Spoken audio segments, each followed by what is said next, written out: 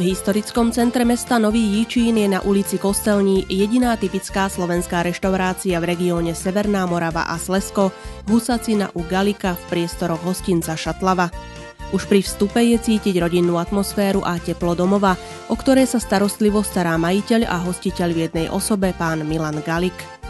Okrem možnosti zakúpenia si darčeka v podobe pravej modranskej keramiky sa môžete ubytovať priamo na recepcii penziónu, ktorý je súčasťou reštaurácie. K dispozícii sú podkrovné dvojpostelové izby.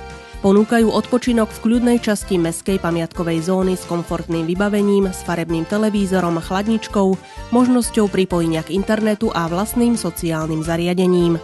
Pri návšteve si môžete vybrať z niekoľkých možností, kde chcete stráviť príjemné chvíle so svojimi blízkymi. Môžete si posedieť v príjemnej kaviarni pri šálke kávy, poštekliť svoje chuťové kanáliky v štýlovej reštaurácii, v zimnej záhrade vypiť horúce nápoje alebo si prečítať dennú tlač v novinovom kútiku. V samotnej reštaurácii máte možnosť posedieť si s priateľmi pri dobrom pive, vychutnať kvalitné slovenské vína a samozrejme prežiť dokonalý gurmánsky zážitok.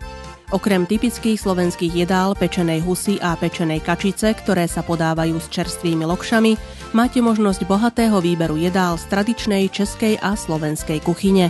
Dlhoročné skúsenosti v reštauračných službách pána hostiteľa Milana Galika sú zárukou prežitia neopakovateľných gurmánskych zážitkov, ale aj príjemného pocitu stráveného so svojimi blízkymi v tejto jedinečnej slovenskej reštaurácii. Jeho snaha udržať v podniku vysoký štandard pre hostí je dominantná. Vedie k tomu nielen celý personál, ale aj svoju dcéru, ktorá, ako sám povedal, bude pokračovateľkou tohto rodinného podniku. Ešte neviete, kam sa dnes pôjdete dobre najesť? Husacina u Galika v centre Nového Jičína je jediná a správna voľba. Dovidenia, priatelia.